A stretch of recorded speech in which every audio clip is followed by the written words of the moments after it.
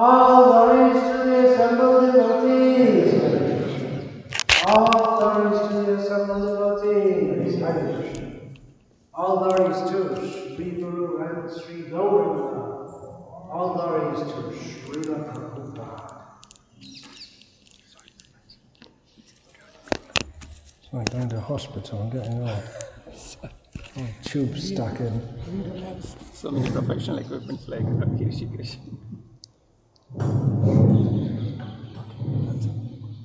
That's all. Yeah, that's all. For now. Yeah. Om Namo Bhagavate Vasudevaya.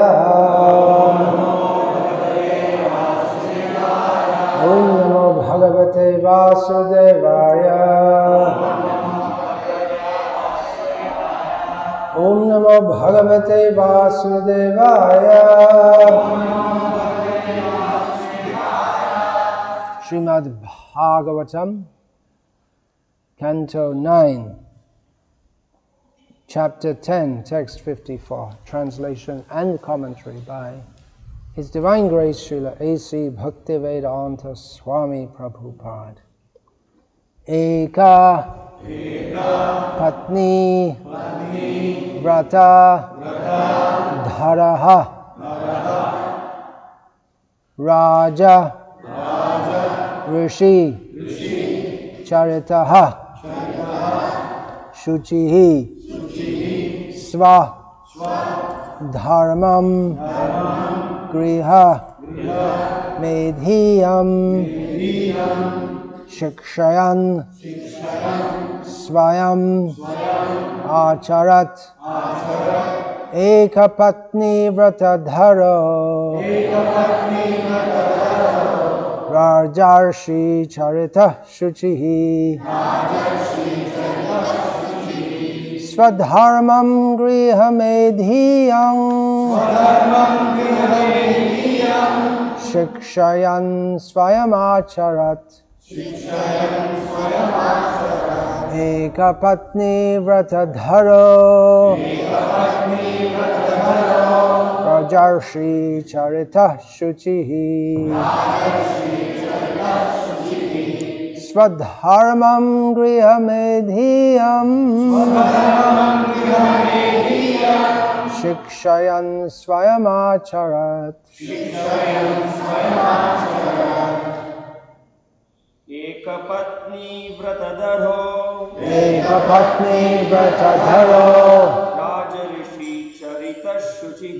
Rajarishi Charita Shuchihi Swadharmam Grihamedhiyam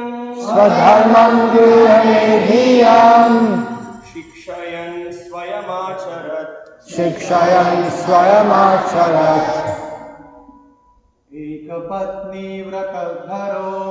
Ekapatni Vratadharo Rajarshi Charita Shuchihi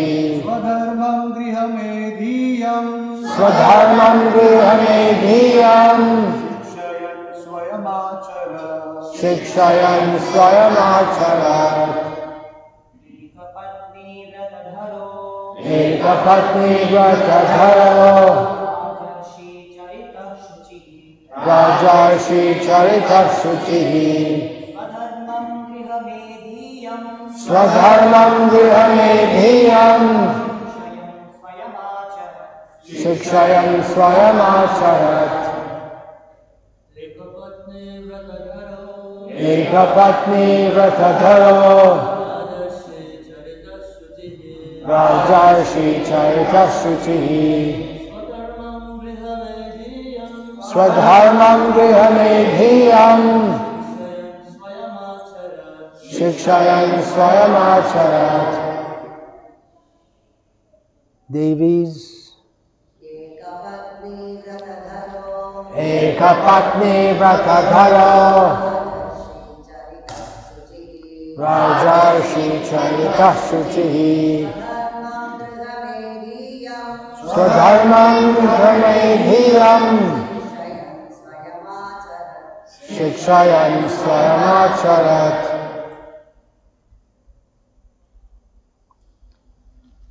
Eka Patni Vrata Dharaha, taking a vow not to accept a second wife or to have any connection with any other woman. Taking a vow not to accept a second wife or to have any connection with any other woman. Raja, Rishi, like a saintly king. Charitaha, whose character. Shuchihi, pure.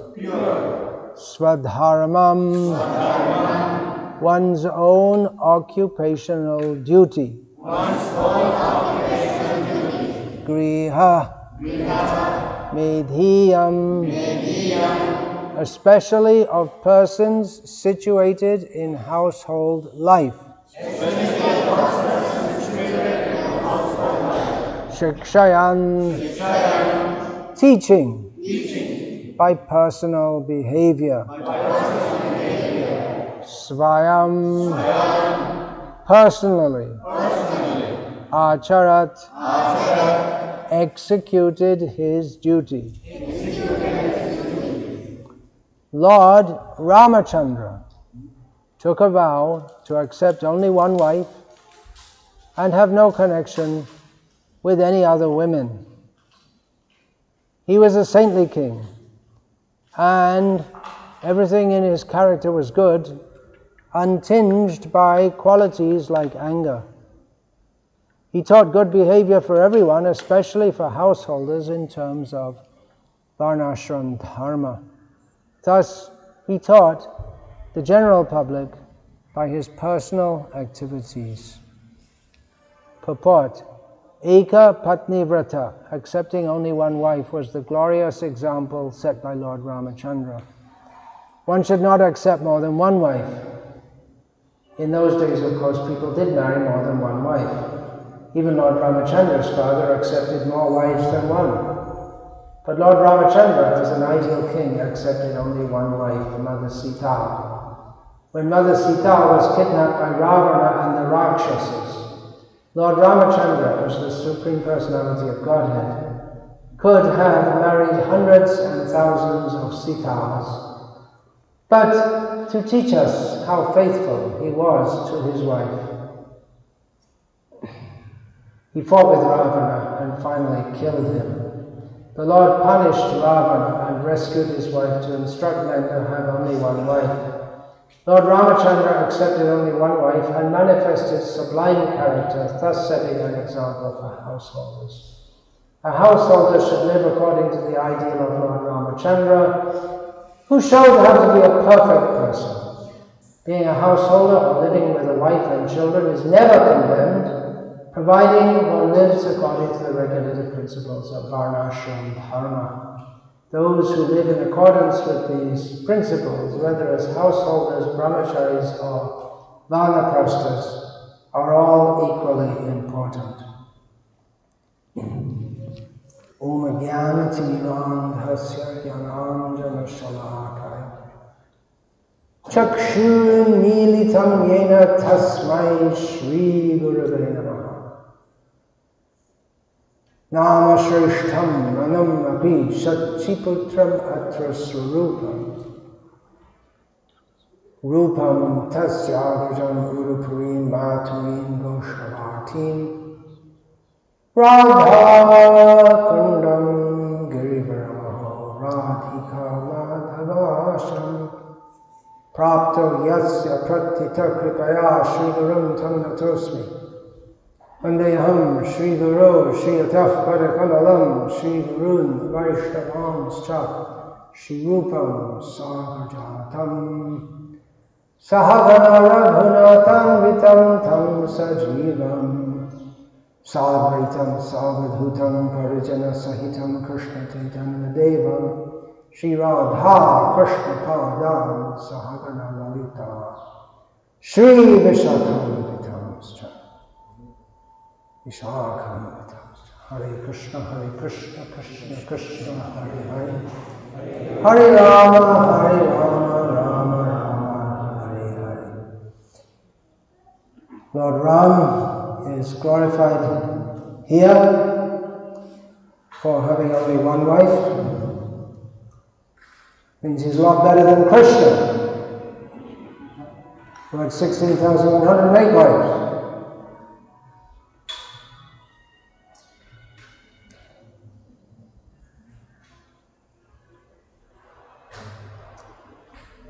He wasn't content with one wife. He already had one wife and he ran off here and there kidnapping different girls and different wives, and then he married 16,100 queens who they're all unmanageable actually because they'd been kidnapped. So there you go. It's in the 9th canto. And the 10th canto is dedicated to Krishna. Not only that, Krishna, when he got married, he was a little better, because before that he was just running around with other people's wives. How many of them did he have? Well, it's billions. How could you dance with more than 1 billion girls at one time? Krishna, got any idea? You're a Brahmana, Brahmatiti. What is that? Brahmajanatiti Brahmana. So you're supposed to know Krishna's Param Brahma. Having danced with 1 billion girls at one time. I guess you have to be God to do that, right? You have to expand yourself into as many forms as there are gopis. Well, Ram could have done that too, but he didn't. Krishna, as Gauriya Vaishnavas, we celebrate Krishnastu Bhagavan Swayam. Krishna is the original personality of Godhead. The Bhagavtam, composed by the sage Vyasa in his maturity, is in the first 9 cantos leading up to the 10th canto, which in detail describes the pastimes of Krishna, including his dancing in the rasa dance and marrying 16,108 queens. So it's a very deep topic, isn't it? It seems to be contradictory that here Ram is being praised for having only one wife, and Krishna is praised for having 16,108 wives and many, many more girlfriends. And they're both praised. Ram is praised for having only one wife. That's very good, to have only one wife. And Krishna has so many wives. That's very good for him, not for you or me. If he does it, it's good. Not that we should do it. We praise him for doing it. So both things are there. It seems to be contradictory. And by mundane logic, it is contradictory. But it's all perfect. Everything is perfect in the Supreme Personality of Godhead. Krishna is not to be judged by mundane social standards. He showed that he is God in so many ways, beginning from killing both Rama and Krishna. The first demon they killed were both women. So killing Putana, Maharaj Dasharath was very afraid that this young boy, Ram, still a teenager, he wouldn't be able to fight with these great demons. But Ram, by the blessings of Vishwamitra and under his guidance, was able to do so. But Krishna, he didn't even wait till he was a teenager. By the time he was a teenager, he already had so many demons killed that he could hardly keep a count on them. So they're both killing demons. They're both the Supreme Personality of Godhead. But they came to fulfill different purposes, same basic purpose that they come from. Paritranaya sadhunam vinashaya tadushkritam dharma samsthapanarthaya sambhavami yuge yuge, in every age Krishna says, I appear to save, lift up the saintly people, and destroy the godless people, the rascals, and to re-establish the principles of religion. Now, Ram does it in one way, and Krishna does it in another way. Ram sets an example for the people in general, and Krishna does also, but you have to know what's what. You have to know what, in Krishna's case, you have to know what to follow and what not to try to follow. Not to try to follow his example of dancing with those who appear to be others' wives, although actually they weren't. And marrying 16,108 queens, well, there's no limit on the number of wives, especially a kshatriya can accept. But at the same time, not recommended to have so many wives, because they would be lonely, right? Because how many people can you have a personal relationship with? Krishna expanded himself into 16,108 forms and had 16,108 palaces, and personally was with his queens every day. But an ordinary man can't do that, or even a very great kshatriya cannot do that. So although kshatriya may marry more than one wife, here Ram is praised for having only one wife and taking a vow to do so. So why is that glorious? Because having many wives can also be good. That Srila Prabhupada explains that in society often there's a disparity between the number of girls born and boys born, and every girl must get married, and usually women more than men. And girls must get married, but for men it's not compulsory. They may lead a life of celibacy throughout their life, and then what happens to the extra girls? You can marry them to a banana tree or something. But that's not very pleasing to them. That's done for getting rid of astrological mess-ups. But actually they want to live with a husband, so Srila Prabhupada explains this. So if a man, if he's capable of supporting, he may take more than one wife, just to be kind to those girls. And it may be that also he has a desire for more than one wife. Srila Prabhupada, he said that when he married, he wasn't very satisfied with the wife that his father had arranged for him. She was 11 years old at the time. And he was thinking of having another wife. And that was quite acceptable. And it was acceptable in Hindu society until recently, and still it's widely acceptable. Apparently not so much in North India. But still you find people here and there, they have two wives and this and that. It's going on still. Mostly richer men who can afford to do that. And mostly, I don't think they're thinking of doing it to protect different women. They're doing it because they have certain urges, and when the wife gets pregnant, and you have to go a long time without going outside dharma. If you want to indulge sexually, then it's a lot. People criticize you if you have two wives.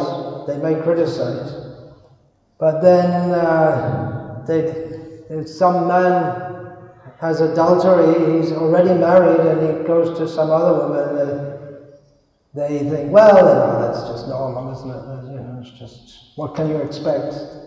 Men will be men. But taking a wife means to support, take responsibility for maintaining her and the children. So that's praised. Well, not exactly praised, but it's allowed. And Ram, although he's praised for having only one wife, Ram himself wouldn't think, I'm better than my father, who had more than 300 wives. We hear about 3 of them, but there were a lot more actually. And Vasudeva, the father of Krishna, also had many wives, married them all at once, and it's just considered normal, quite acceptable. So why is it so good that Ram only had one wife? What's so good about that? He's described here as Rajarshi, which Srila Prabhupada in the word-for-word commentary gives. I'm not sure if Srila Prabhupada did this or whether Pradyumna did it or whoever, but that's translated in the word-for-word rendition as like a saintly king. Because rishis and rajas, they're just about the opposite of each other in their lifestyle. Rishi lives in the forest and for the sake of tapasya. And a king lives in the city, in a big palace, with lots of servants and queens and all opulence. Lots of servants. I saw there was a translation of preparations for the king's morning bath. And there are hundreds of herbs which have to be brought and powdered, and this amount of this and this, and that's all put in the water. And then they just pour it on him. That's all. It takes hours to prepare it, and they just pour it on the king, and he has all these maid servants, and they're drying him off, and this and that. Just for the king to take a bath takes about maybe 100 people, just for him to take a bath in the morning. I'm reminded of Jayalalitha. She had one servant whose only job was to make Horlicks. When you've got lots of money, you just maintain people. You give them a little job. It's like, give them a little job, and then that's all they do. You maintain many people. Because after all, in society, if it's well organized, which is one of the things that the kings do, they organize the society. What do people need? Anad bhavanti bhutani. You need food to eat.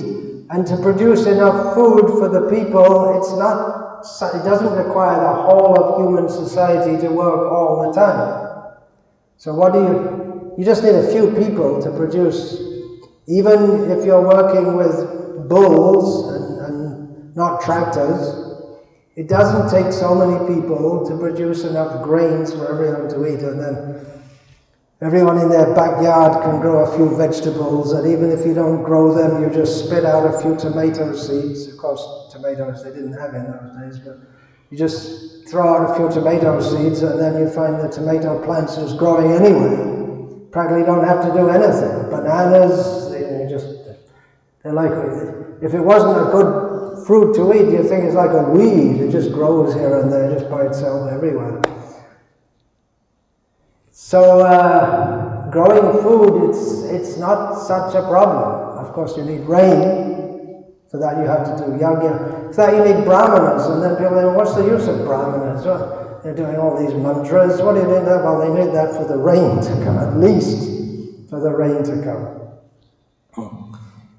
But in human society, there are occupations which they're non-productive. Maybe most of humans are non-productive. Entertainers. Teachers, you could say, they don't actually produce anything. They prepare people. They don't actually produce our immediate needs. Administrators, well, that's required as an administrator, but they're not productive. So what's required in human society for minimum subsistence? You need food, you need some kind of social system to organize But then you don't need entertainers, you don't need religious priests. I'm just talking about the material subsistence. And there are many people who they have to be engaged, productively engaged. So the kings, that's one thing they do. And I'm saying about their bath, but even before they get up, there are people who, the suitors, and the first thing they do is they wake up the king, the musicians, and they praise their glories, and that's how they wake up. And that's what they do. You find in Tamil Nadu up to the present time, there are people, all they do is bang a drum. That's what they do. They go to weddings and funerals, and you know when someone's died because the drum is drilling at a certain beat. And that's what they do. They go around. They're not producing anything, but they have a function in society. And people pay them and this and that. I don't know if they'll do it in the next generation. They may just put a soundtrack on, like they used to have. Yeah. And anyway, the kids will go to school and they'll learn how to get money from the government. That's all you have to learn, right? You don't have to learn anything else. You learn how to get a government job, and that's, you don't need to, maybe sign your name or something, that's all. So they go to school and then they become useless. Or they might become useful also in some way or other. Run off to Bangalore and get a job in an IT company. Something like that. So the king organizes society in a way that everyone is engaged and everyone is happy, everyone has their position, and just to serve him. There's thousands of servants. You see that in the dowries which are mentioned in the Bhagavtam. There's thousands of maidservants. You think, what do they do? What do you do with thousands of maidservants? Nowadays you don't even need a maidservant. You just go outside and walk outside. You go to the cafe and you buy some ready-made food and you eat it standing up. Right? In Bangalore, you see everywhere they do that. And then you jump on your motorbike and go off somewhere. And what do you but traditionally to prepare a meal it requires so many people and so many, especially for the king. And then the kings, they have to entertain very lavishly and they have to hold public yagyas. It's a big social position. So the king, he's the antithesis of a rishi who lives in the forest with nothing. He may have a wife. He might even have two wives. Sometimes, usually not. We know Yajnavalkya had two wives, whose names were, anyone? You should know one from Srila Prabhupada's commentary on Bhagavad Gita. He mentioned Gargi. Remember that? And the other one is Maitreyi. Gargi was spiritually interested and Maitreyi wasn't. So sometimes the rishis, they have more than one wife. Generally just one wife, because they only take a wife for the sake of producing children. That's all. It's just dharma. That's all. Putrarte kriyate bharya. That's all. That's not. The first son is called a dharma putra, and after that kama putra. The first one is produced for dharma, and then after that it's out of desire. Of course, the desire may not be completely divorced from dharma also. And it might not be a bad idea to have more than one son, because in this modern age especially, sons, they may die early. That wasn't expected previously. the king is supposed to be at fault if the son dies before the father. It's the king's fault. Really? How is the king to blame? It means he's not pious, and such untoward things can happen in the state.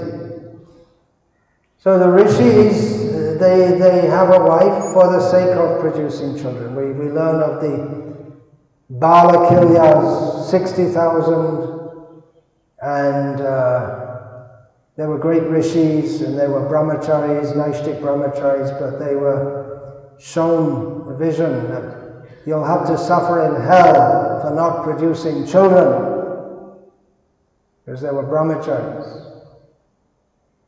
They didn't marry. All you brahmacharis, did you hear that? What's the answer to that one? What are you going to say?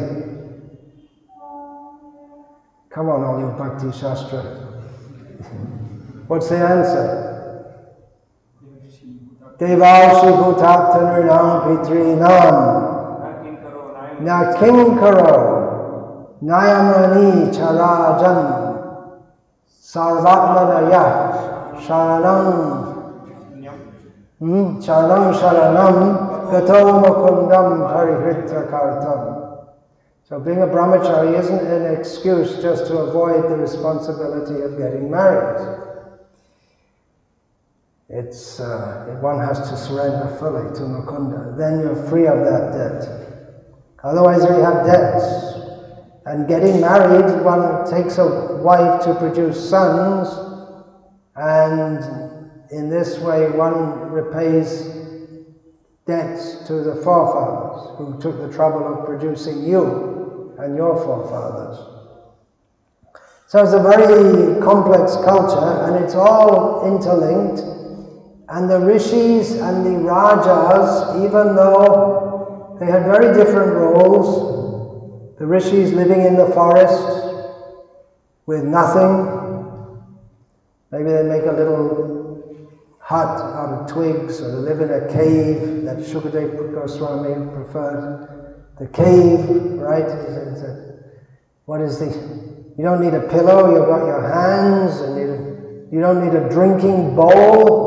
I think you might carry at least a drinking bowl, but you've got your hands, you can take water with that.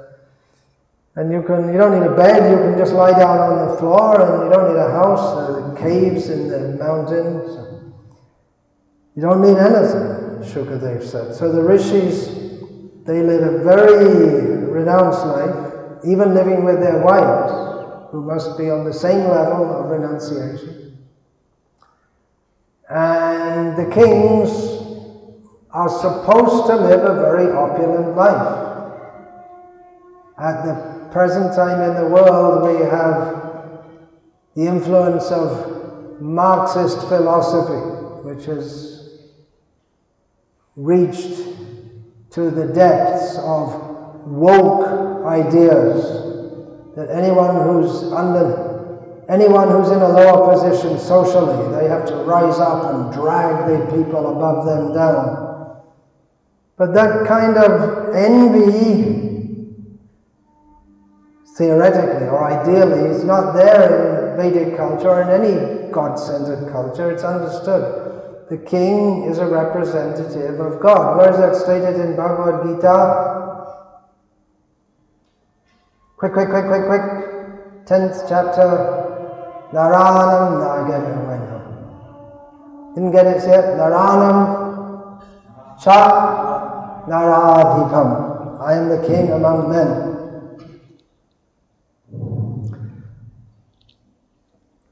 So that's they're not envied for that. Rather, they are respected and loved, ideally, for that. Understanding that they must have been very pious in a previous life, and the situation I'm in is because of what I did in a previous life. We're all on the wheel of time, the wheel of reactions, samsara chakra. The king, they take blessings from the rishis, and the rishis, they perform austerities in the forest not only for their own liberation, but for the benefit of the whole world, that everyone may be benefited by then doing austerities, and then everyone, they want to share their punya.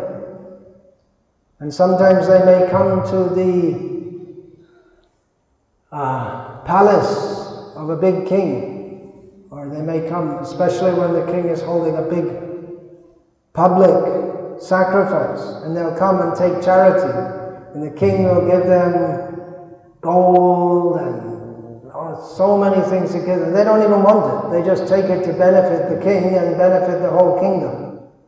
Just like with Maharaj Maruta, that's described. He gave all gold, mounted, huge utensils and so many things and gold to the Brahmanas who were at they all came to perform the ceremony. And then when he was over, they thought, what are we going to do with all this? It's too much trouble, too much hassle to carry it back. So they just left it there.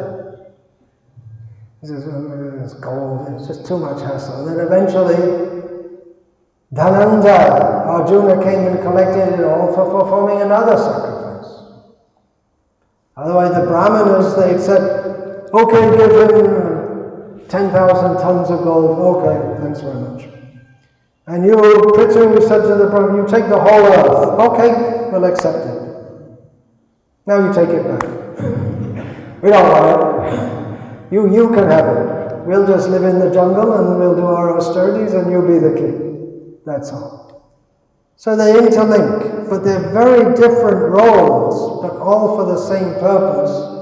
Then how do we get a Rajarshi? It's a Raja's opulent, powerful, engaged in politics, engaged in enjoying life, and the rishis are just renounced. Even they live with their wives, but they're very self-controlled.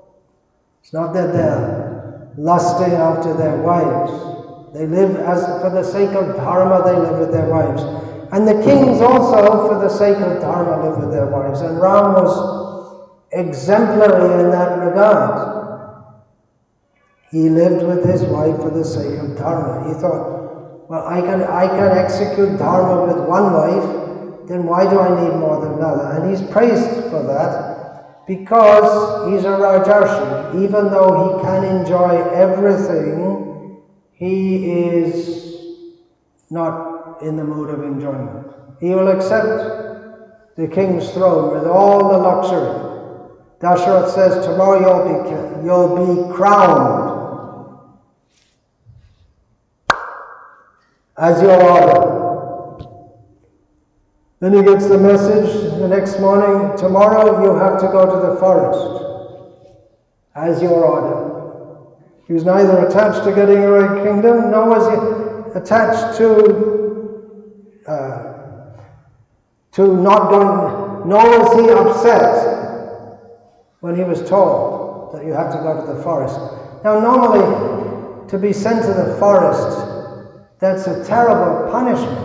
You have to do something really, really wrong to be banished to the forest. But there was no reason given. Just Kaikeyi said, I want him sent. She didn't even say, he did this wrong and that wrong. She didn't even feel there was a need to. Just go, that's all. I said. But Ram, he didn't question. Everyone else questioned it. Even Dasharath himself, too late, questioned it. He said, why don't you just kill me and take over the kingdom? Ram said, no, I don't. I'm not going to break my dharma. I'm not going to break your dharma either. You also gave your word. So he was a Raja and a Rishi, literally. He wasn't Rajarshi in the sense of being like a Rishi, living in the city, but with a detached attitude. He went to the forest. And it was unusual to see, because he looked like a Rishi in many ways. Kaikeyi very kindly arranged herself personally for the clothing made of tree bark. Being a little sarcastic. So he looked like a rishi, he and Lakshman, but they had bows and arrows, and when their enemies in the forest, the Rakshasas, saw them, they'd say, "What is this? Some cheetahs? What is this? You're like a rishi, but you've got bows and arrows? This is contradictory." And Ram told them, "The bows and arrows are for you.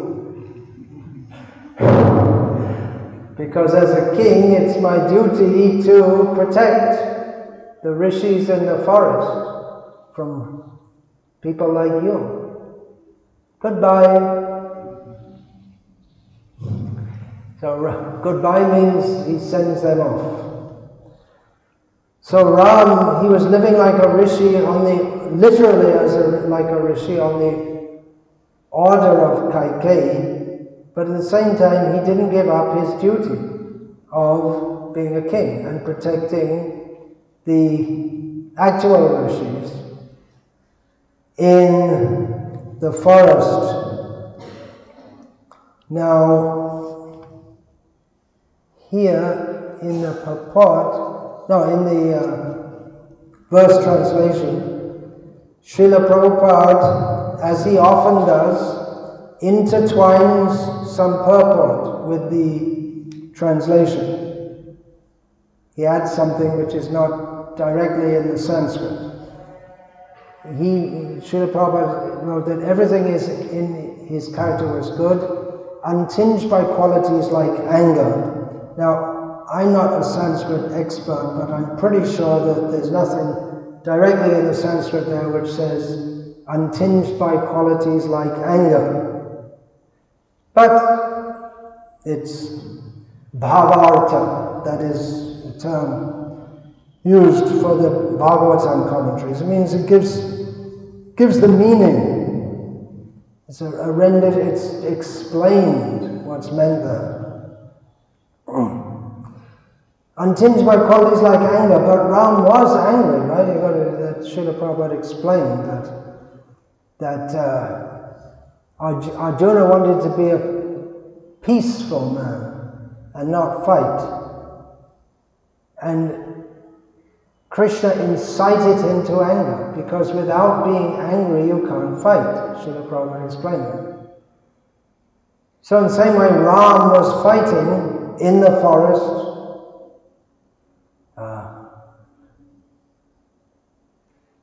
In the forest, first of all, his first fight was in the forest with Vishwamitra.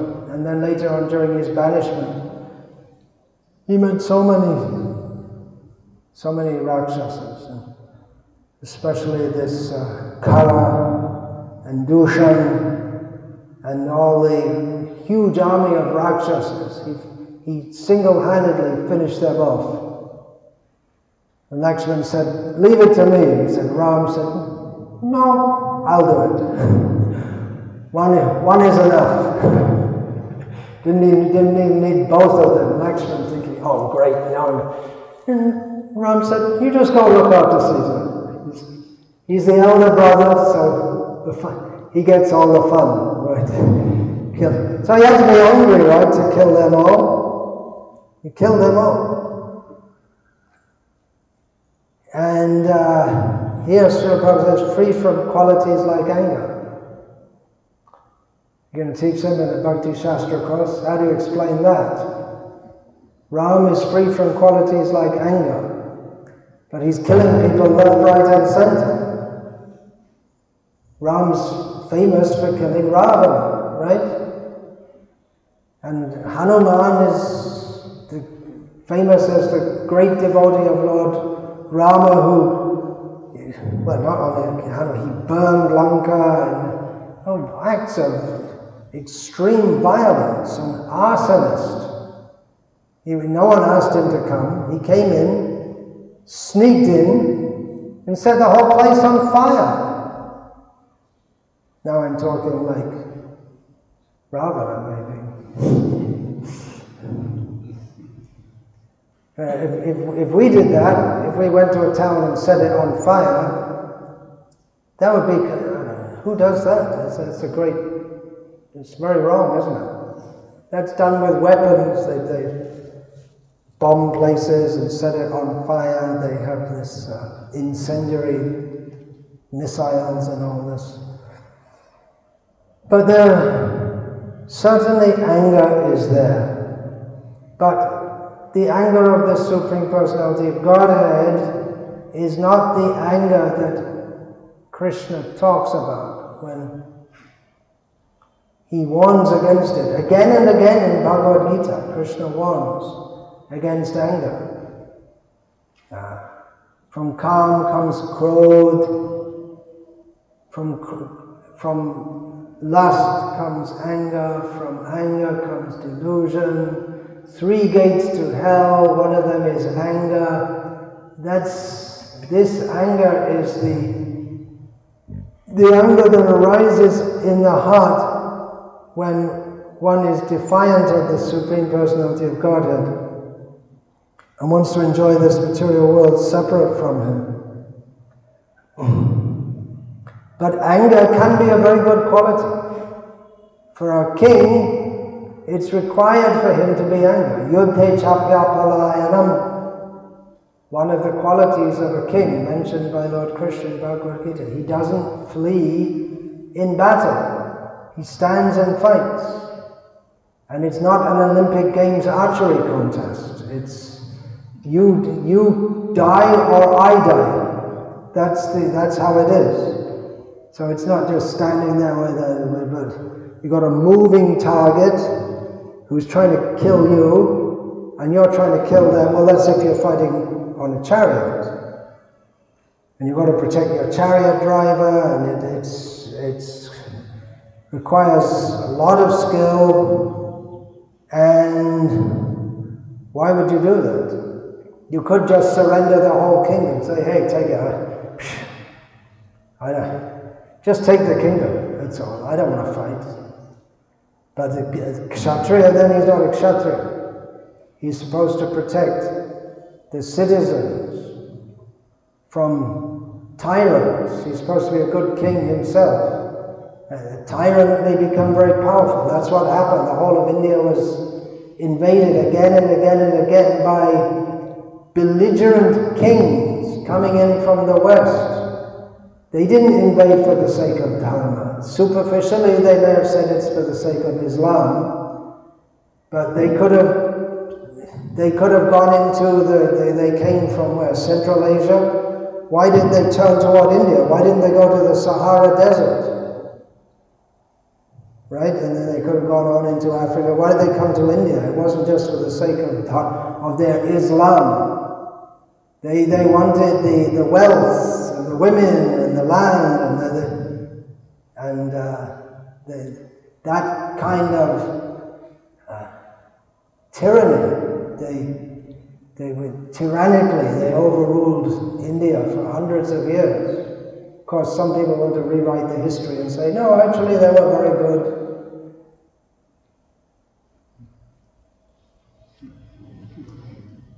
But the Kshatriyas, they're supposed to protect against that. And what happened?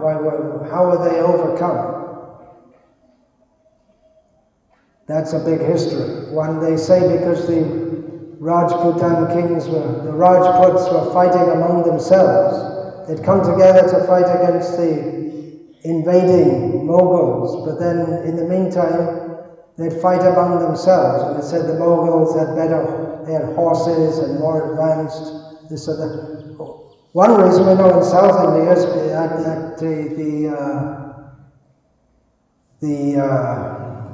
what's that? The Vijay, what's their kingdom? That's now Hampi.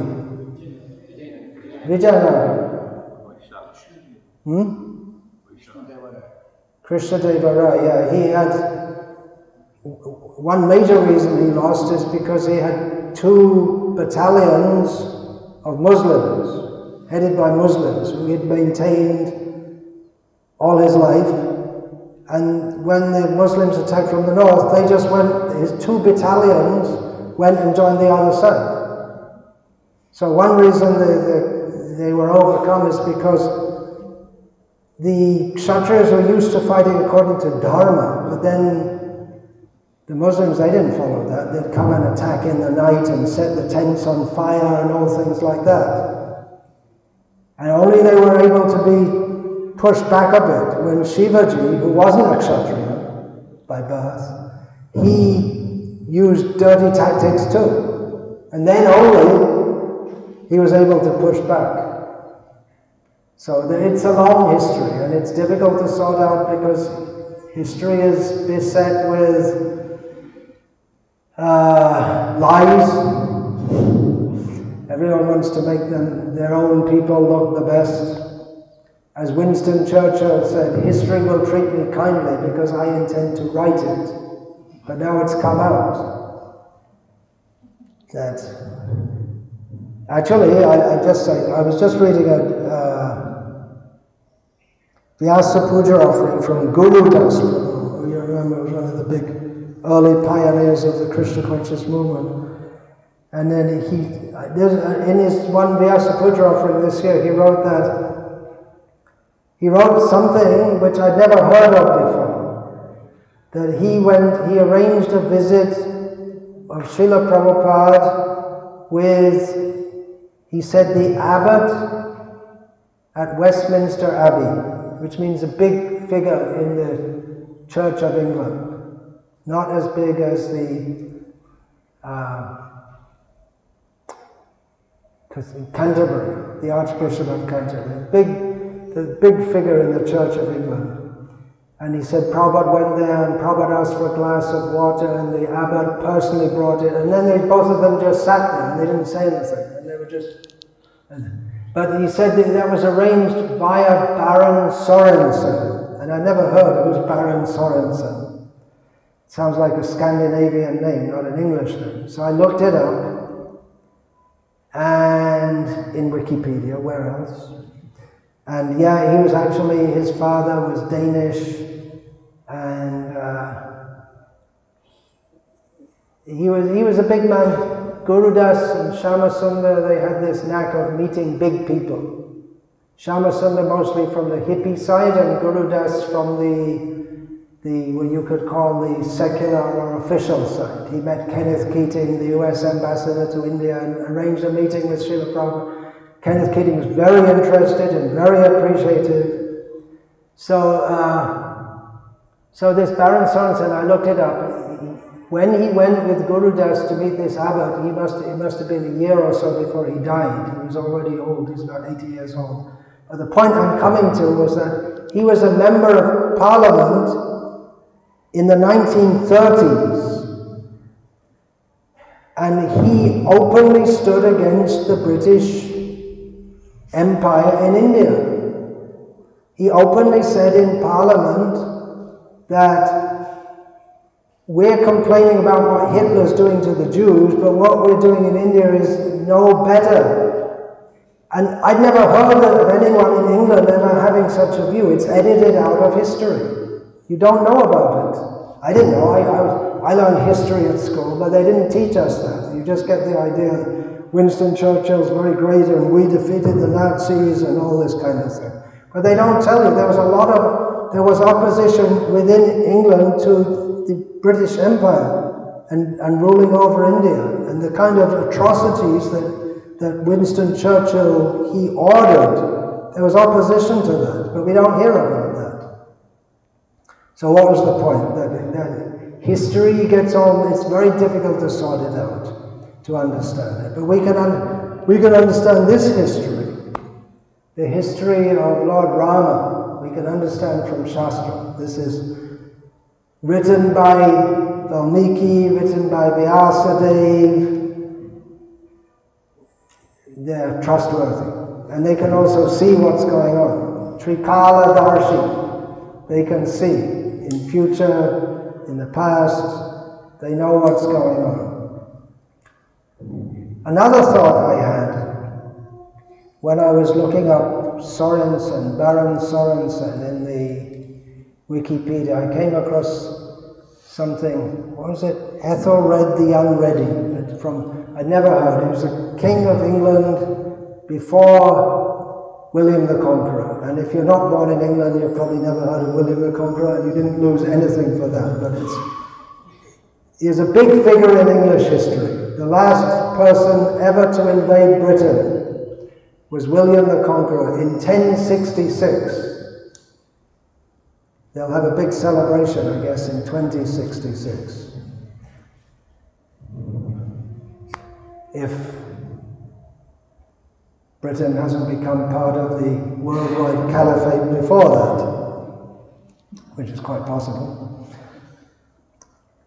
So, just reading about Ethelred the Unready, it seems it's 1,000 years ago, and the way people were living, it sounds like a fairy story or something. You can hardly imagine that it's real, that people were living like that, and it's such a long time ago. And you can almost imagine that dragons are going to come. The reality mixes with the mythology, and that's very much true in that. Now I'm getting into English folklore. King Arthur and the Round Table and Camelot and Lancelot and Lady, whatever her name is, something beginning with G. It's all part of the English history, but it's all mixed up with it seems to be mythology. There's a sword which is in a rock, Excalibur, and whoever can draw that sword out of the stone, it's embedded in the stone, will be the king, and the young boy Arthur comes and brings it out. You've heard of this? Really? How did you hear about that? Way over in Croatia. You never know. The English are very good at propaganda. On the BBC, do you ever go to the BBC News? It says, news you can trust. News you can trust to be bogus. It's the British propaganda division. So it's like it mixes with some kind of mythology, but we don't read Ram Leela like that, do we? And Ram Leela really is mixed up with what you might call mythology. And that's what in that book that Satyaraj made years ago, at the Clifford Hospital or something, some scholar wrote, it's like a Walt Disney movie, and there are talking animals and hobgoblins. But we don't take it like that. This is real. This is a fact. Ram is a fact. We're learning from the character of Ram. This is reality. That's what happens with these scholars. They don't believe all this.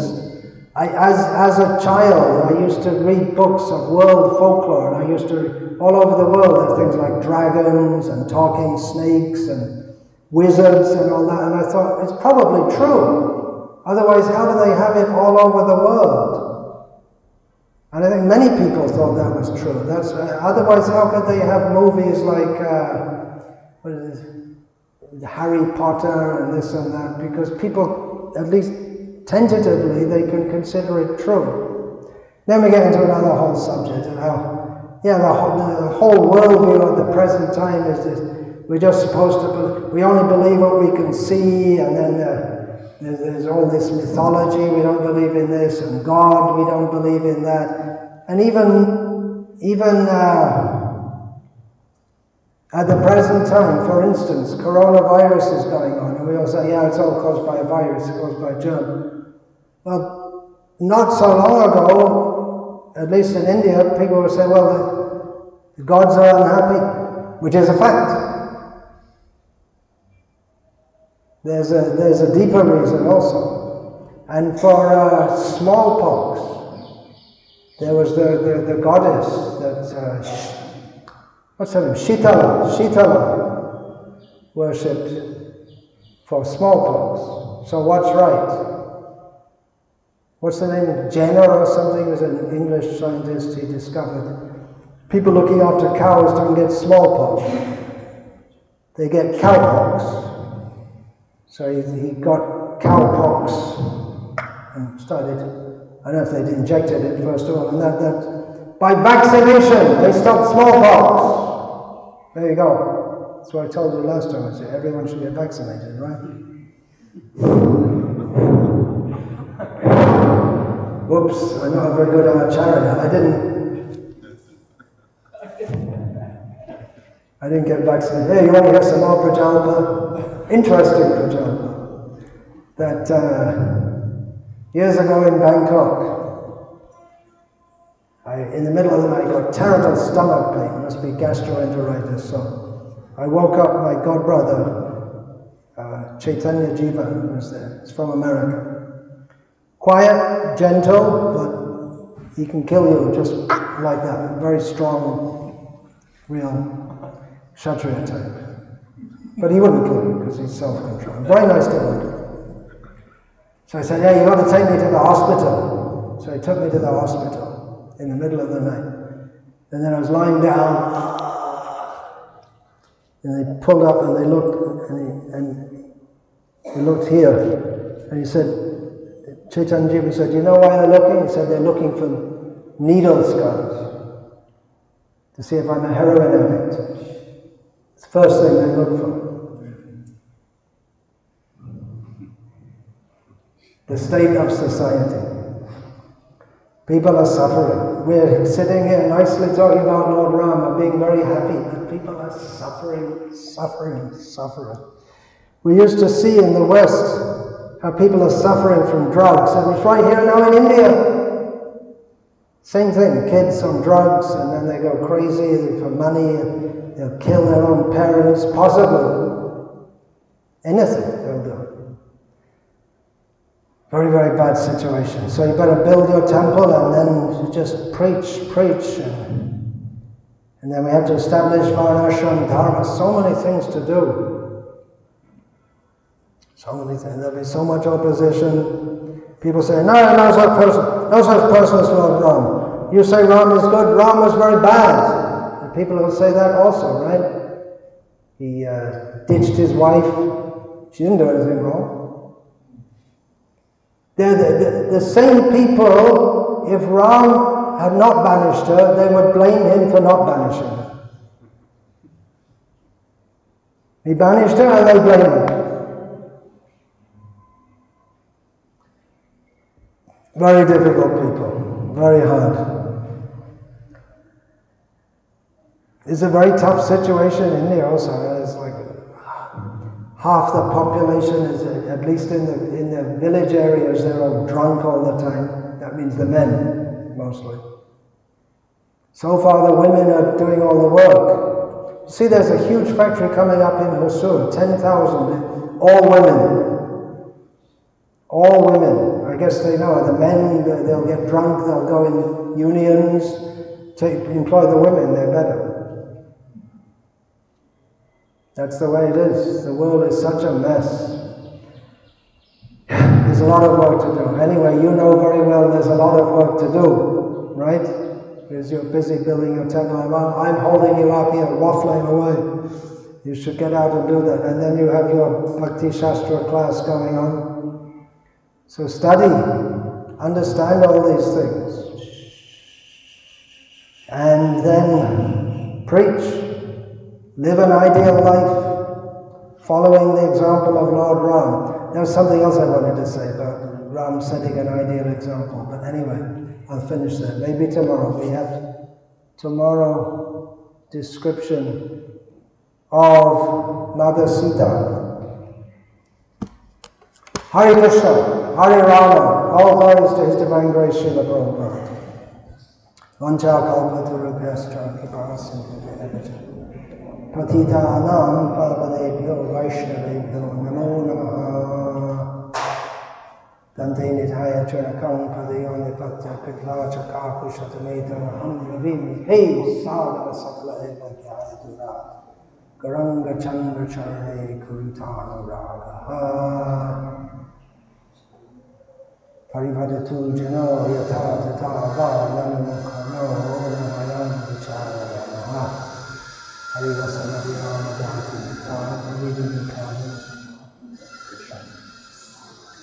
Soon as I stop,